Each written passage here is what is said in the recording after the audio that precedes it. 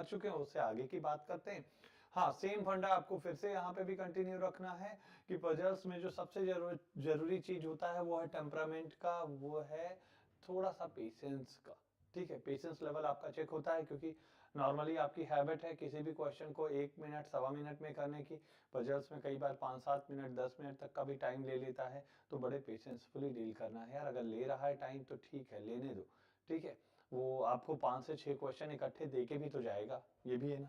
हाँ, ये बात अलग है कि इंडिविजुअल क्वेश्चन में आप 10 मिनट दे दो, वो गलत बात है। ठीक है, चलो।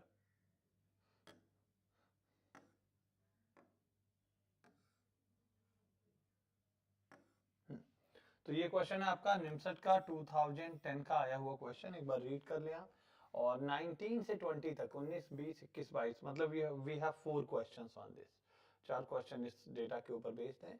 The plan given below shows office for 6 officers namely A B C D E F, both B and C occupy offices to the right. ठीक है, यहाँ पे ये सारे हैं B C D E F. ठीक है, बी और C occupy the offices to the right of the corridor. Right का मतलब इधर कहीं मान लो मैंने कर दिया, बी और सी को इस तरफ कर दिया। ठीक है, right of and A occupy the office to the left of the corridor, मान लो इधर ए आ गया लेफ्ट वाले पर। E and F occupy office on the opposite side of the corridor. E और एफ एक दूसरे के अपोजिट रहे, मतलब एक तरफ ई रहेगा तो एक तरफ एफ रहेगा, किधर कौन रहेगा ये कंफर्म नहीं। But their offices do not face each other, मतलब आमने सामने भी नहीं रहेंगे। तो जो हम यहाँ पे बी और सी बना रहे थे ना, एक चीज यहाँ पे मुझे, क्योंकि अब ई और एफ हम आमने सामने ही हमें करना पड़ जाएगा, तो एक काम करो, किसी को यहाँ से हटा दो, सी को यहाँ पे से हटा दो। नहीं नहीं नहीं, कोई जरूरी नहीं था, 1 मिनट। हम सी को यहाँ भी रखते तो भी नहीं वो था, हम ई को यहाँ रख देते और एफ को यहाँ रख देते। ठीक है, face to the office of C and D face each other. C और डी एक दूसरे को फेस करेगा। अब यहाँ पे गड़बड़ हो गया, सी और डी एक दूसरे को फेस करेंगे। तो अगर सी को मैंने यहाँ पे रखा है तो मुझे डी को यहाँ पे रखना पड़ जाएगा, डी को यहाँ पे रखना पड़ जाएगा। तो ऐसे केसेज में ई को हम कहाँ रखते, ई को मान लो यहाँ पे रखते, ए को यहाँ पे रख दे, एफ को यहाँ पे रख दे, कोई दिक्कत थोड़ा नहीं है।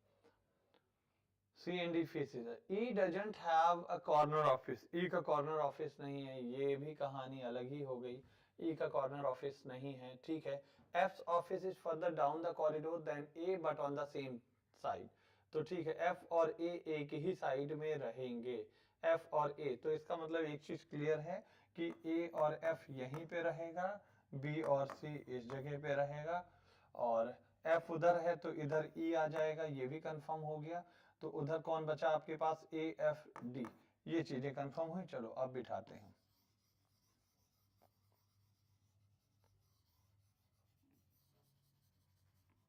क्या बोला गया है यहाँ पे, F office is further down the corridor than A से और आगे होगा एफ का ऑफिस, ए से और आगे हो, but on the same side पे ही होगा। ठीक है, C and D face each other, C and D face each other.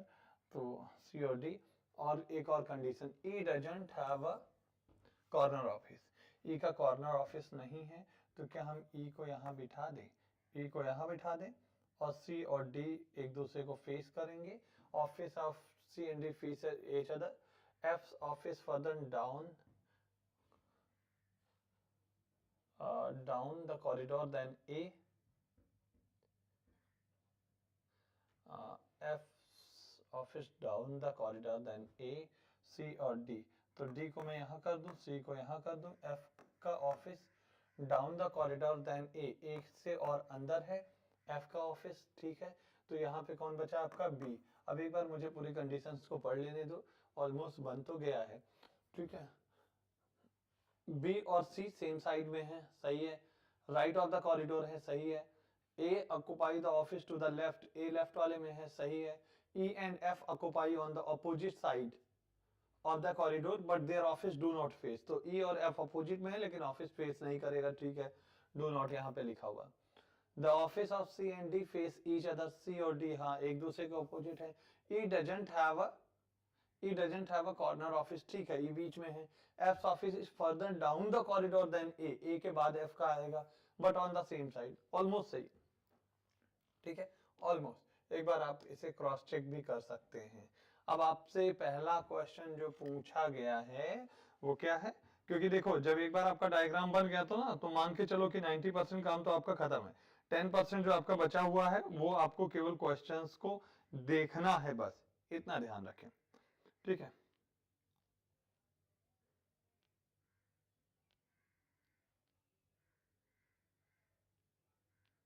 चलो,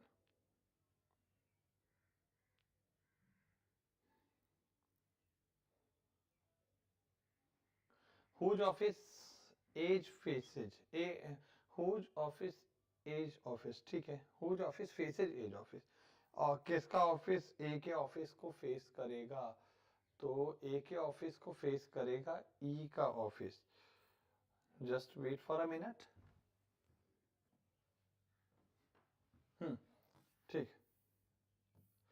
whose office faces age office, A के ऑफिस को किसका ऑफिस फेस करेगा, ई का ऑफिस. ऑप्शन डी करेक्ट होगा आपका. एक बार क्रॉस चेक कर लेना, मेरे हिसाब से सही है.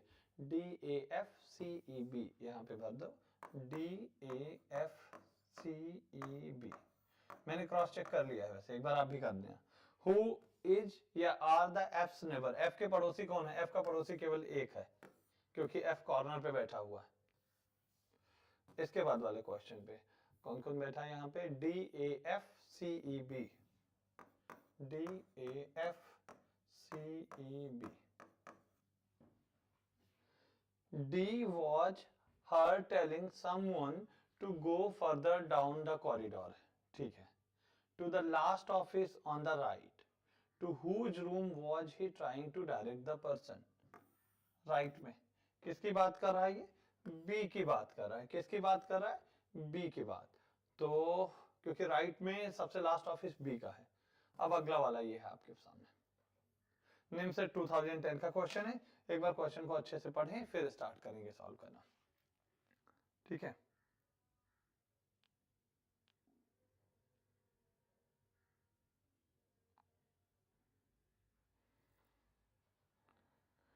रीड कर लीजिए फिर स्टार्ट कीजिएगा कि किस चीज के बारे में है ये पैराग्राफ आपका. 23 से 20, 23, 24, 25 तीन क्वेश्चन है. निमसेट 2010 में पूछा गया है. पहले इंफॉर्मेशन देखते हैं. The group of 5 person P Q R S T, 5 लोग हैं P Q R S T. Eliminate करो इसे. One of them is a horticulturist and one is physicist, one is journalist, one is an industrialist and one is an advocate. कौन कौन से profession है, horticulturist है, physicist है, journalist है और इंडस्ट्रियलिस्ट है और एडवोकेट है. 5 लोग हैं, अलग अलग profession. 3 of them P, R and advocate prefer tea to coffee. ठीक है, P, Q, R, S, T.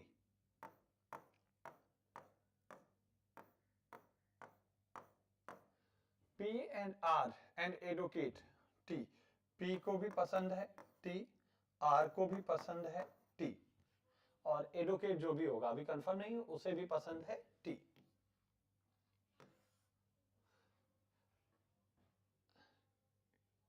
And 2 of them Q and the journalist prefer coffee. Q को कॉफी पसंद है और जर्नलिस्ट को भी क्या पसंद है, कॉफी. ये लाइन मैंने बॉक्स में कर दी. एडवोकेट को टी. अब इसमें से दो लोगों का, दो एकदम कंफर्म है, दो में से एस और टी में से एक एडवोकेट होगा और एक जर्नलिस्ट होगा. The industrialist S and P R friend to one each other but 2 of these prefer coffee to tea. Industrialist S और पी ये तीनों दोस्त हैं लेकिन दो लोगों को कॉफी पसंद है. इंडस्ट्रियलिस्ट एस और पी दो लोगों को कॉफी पसंद है, पी को तो टी पसंद है. इसका मतलब जो बचे कौन है, एस और इंडस्ट्रियलिस्ट जो भी बचा, इन दोनों को कॉफी पसंद होगा. तो एस का मामला यहाँ पे क्लियर, एस को कॉफी और इंडस्ट्रियलिस्ट को भी कॉफी पसंद होगा. तो इंडस्ट्रियलिस्ट को कॉफी पसंद होने का मतलब ये हुआ कि फिर तो इंडस्ट्रियलिस्ट मेरे ख्याल से क्यों हो जाना चाहिए। अभी इसको थोड़ा सा होल्ड पे रखते हैं। वन ऑफ देम इज, ठीक है, they are three of them, P R and advocate prefer tea, P और आर, और इसका मतलब आपका टी जो हो जाएगा ये एडवोकेट होना चाहिए, एडवोकेट होना चाहिए, इसको टी पसंद है। And two of them Q and journalist prefer coffee, Q and journalist, Q and journalist, तो इसका मतलब एस एस हो जाएगा आपका जर्नलिस्ट, इसको कॉफी पसंद है। The industrialist S and P R friend to one another, S P और इंडस्ट्रियलिस्ट मतलब क्यू फ्रेंड है, but two of these prefer coffee to tea, लेकिन क्यू और आपका जर्नलिस्ट जो है एस वो कॉफी पसंद करता है। द हार्टिकल्चरिस्ट इज आर्स ब्रदर, जो हार्टिकल्चर वाला बंदा है वो आर का भाई है, तो आर का भाई कौन हो गया, आर का भाई इस तरह से कौन हो गया, आर का भाई द हार्टिकल्चरिस्ट इज आर्स ब्रदर, तो आर पी को मतलब क्या पसंद होगा, कौन सा ब्रांच, हार्टिकल्चर, ये आर का भाई हो गया। और एक क्या बचा आपका, फिजिसिस्ट, ये ब्रदर है, ये ध्यान। हु इज हार्टिकल्चरिस्ट, तो पहला वाला आपका आ गया क्या, पी, हु इज हार्टिकल्चरिस्ट, पी हो जाएगा आपका 23 नंबर क्वेश्चन का ऑप्शन ए सही हो जाना चाहिए था, इस तरह से आपका। चलो अगले पे पहुंचते हैं। कितने क्वेश्चन है इसमें, 23, 24, 25, दो क्वेश्चन और बचे। इस डायग्राम का हेल्प हमें लेना पड़ेगा हर बार। Who is an industrialist, industrialist यहाँ पे कौन है, इंडस्ट्रियलिस्ट कौन है आपका, क्यू, कहां पे गया, क्यू, कौन है इंडस्ट्रियलिस्ट आपका, क्यू हो जाएगा, ठीक है। ऑप्शन सी आपका यहां पर होगा करेक्ट आंसर। अगले पे मूव करते हैं। Which of the following group include a person who likes tea but is not an advocate? चाय भी पसंद करे लेकिन एडवोकेट नहीं हो। पी आर है, एस टी है, पहले इन दोनों को देखें। पी आर दोनों चाय पसंद करे और एडवोकेट नहीं हो। एस टी में देखें, एक मिनट फिर से हमको इस क्वेश्चन को पढ़ने दो यार। Which of the following groups include a person, एक आदमी, who like tea but is not an advocate?